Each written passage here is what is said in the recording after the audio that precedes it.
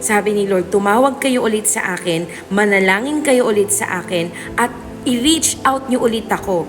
Sa mga katuwid, sinasabi po ng Panginoon, yung inaasam-asam mo na restoration, hindi yan mangyayari kung hindi tayo magbabalik loob kay Lord. Hindi tayo mananalangin, hindi tayo magsisisi sa ating mga kasalanan. Kasi alam niyo po bang si Lord ang source ng lahat? Si Lord ang source ng restoration. Si Lord ang source ng blessing. Si Lord ang source ng repayment. Si Lord ang source ng breakthrough. Lahat ng mga gusto nating bagay na mangyari sa ating mga buhay at sitwasyon, si Lord po yung source nun. So I believe sinasabi ng Panginoon, this is the season na wag na tayong tumawag sa ibang mga sources.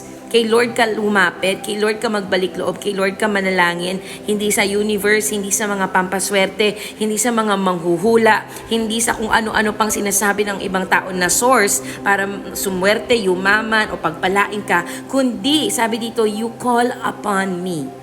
Let us return to the Lord today. Kasi sabi niya, si Lord lang ang nakakaalam ng future natin, mga kapatid. Hindi po natin pwedeng ipagkatiwala ang ating future, yung ating destiny sa tarot cards, sa horoscope, sa mga nanghuhula, sa mga nagsasabing ito ang mangyayari. Pero alam niyo po, si Lord po, nagre-reveal siya, siya ang nagsasabi, siya ang gumawa, kaya siya rin ang may alam. I hope this will encourage somebody today. Do not entrust your future sa mga sources other than God, other than Jesus.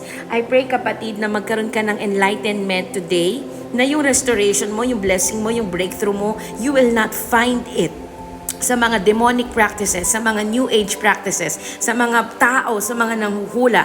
Pero si Lord, alam niya. Alam niyo po kung bakit niya sinasabing, call upon me and come to me in prayer and listen to me and reach out to me. Kasi kapag nakinig po tayo, kapag lumapit po tayo, kapag nag-reach out tayo kay Lord, He knows. At kung ano yung alam niya, sasabihin niya yun sa atin. He is a personal God. He speaks to us in a personal way.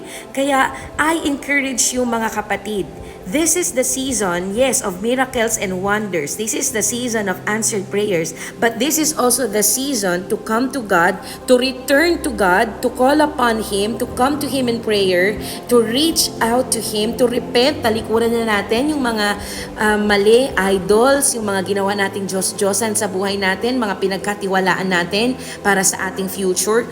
But let us return to the one who knows our future, who wants to give us a marvelous destiny, who wants to give us a future full of peace, full of prosperity, full of beautiful things, and full of hope. For Jesus is the only living hope. He is the only one who knows you inside and out. He is the only one who knows your days